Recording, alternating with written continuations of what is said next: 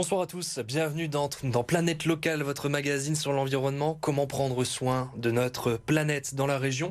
Aujourd'hui, justement, on va évoquer l'implantation des entreprises dans l'Audomarois, dans le respect de l'environnement. Comment conjuguer développement économique et protection du patrimoine naturel local. Pour ça, nous recevons François Motz. Vous êtes président de Sophie, l'agence d'attractivité du pays de Saint-Omer. Bonsoir. Bonsoir. Également avec nous, Emmanuel Calafiore pour ses bons plans gestes de la planète. Ce sera en fin d'édition. Bonsoir Emmanuel. Bonsoir à tous les deux. Et tout de suite, notre interview. Peut-être pour démarrer la présentation du travail de la Sophie au quotidien. Alors Sophie, donc ça veut dire Saint-Omer, flanc d'interface d'entreprise. Donc on est l'agence d'attractivité du pays de Saint-Omer. Le pays de Saint-Omer, c'est deux communautés d'agglomération, la CAPSO et la CCPL du pays de l'Indre. Donc en fait c'est un grand territoire, j'aime bien appeler le territoire du milieu. On est entre la métropole lilloise et le littoral dunkerquois et boulonnais. C'est vraiment le pays du milieu. Et donc nous, notre rôle, alors au début on était agence de développement économique, donc notre rôle c'était de faire venir des entreprises extérieures sur le territoire et de permettre aux entreprises du territoire de s'y développer. Et maintenant on est devenu agence d'attractivité. Pourquoi attractivité? Parce que maintenant, non seulement il faut attirer des entreprises, mais il faut aussi attirer des talents. Et comme vous l'avez dit, en plus maintenant on a des contraintes supplémentaires. Comme on a de moins en moins de terrain, on essaye d'être le plus efficace et le plus efficient sur le choix des entreprises qu'on fait venir et sur le développement des entreprises qui sont chez nous. Et sur les entreprises que vous faites venir, il faut que sur ce territoire, vous soyez REF 3, labellisé REF 3. Qu'est-ce que ça signifie concrètement d'un point de vue de l'environnement et pour ce territoire? Donc REF 3, donc il y a 19 intercos qui sont labellisés REF 3, je ne sais plus dans le Nord combien il doit y avoir, une centaine à peu près. Mais en fait, c'est une démarche volontaire et collective. Et ça qui est très intéressant dans le mouvement de REF 3, c'est que c'est quelque chose que tout le monde s'approprie. Donc on a sur Saint-Omer, donc on a aussi bien les élus politiques que le monde économique, c'est-à-dire la chambre de commerce, la chambre des métiers, la chambre d'agriculture, le MEDEF, les CGPME en fait. Et après, on a aussi ce qu'on a sur Saint-Omer qui est une spécificité. On a 3 agences qui sont qui travaillent là-dedans. C'est je commence par Sophie, c'est normal, il faut toujours commencer par soi, sinon après on s'oublie.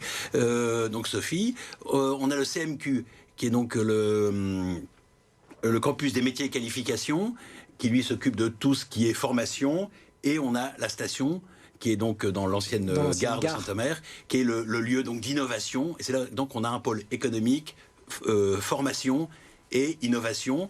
Et tout ça, on a décrété, donc on a créé une feuille de route sur le territoire, donc sur l'efficience écologique. Donc on travaille tous ensemble dans le but donc d'être efficace écologiquement, et c'est dans ce cadre-là qu'on s'inscrit donc dans la démarche de la région de REF 3. En fait, on est un peu la déclinaison au niveau local de ce qui se passe sur REF 3. Transition économique, transition énergétique, numérique.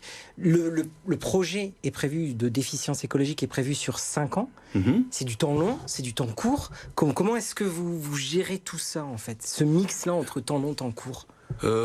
On y arrive bien parce qu'on travaille tous ensemble. Et c'est une habitude qu'on a sur notre territoire, c'est de travailler vraiment ensemble, comme je disais, les politiques, les économiques, toutes les entreprises. Et donc on essaie de le mettre en place ensemble. Et donc on se met bien d'accord pour... donc les politiques nous aident avec... c'est eux qui ont, tout ce qui est organisation locale, territoriale et autres. Les entreprises avec leurs demandes. Et on arrive justement à faire travailler tout le monde ensemble pour que ça marche bien. Si je prends par exemple l'exemple de la cantonnerie de Grande-Ardenne, qui utilise la chaleur fatale de Flamoval, qui est donc l'incinérateur. Donc l'incinérateur, ça c'est du domaine public. Donc ça c'est la CAPSO et qui le gère avec d'autres intercos. Et donc la chaleur résiduelle, au lieu de la laisser partir, on l'utilise pour une cartonnerie qui est juste à côté. Et en fait, une cartonnerie, c'est consommateur de beaucoup d'énergie. C'est en même temps une entreprise qui est très vertueuse parce qu'on utilise beaucoup de tout.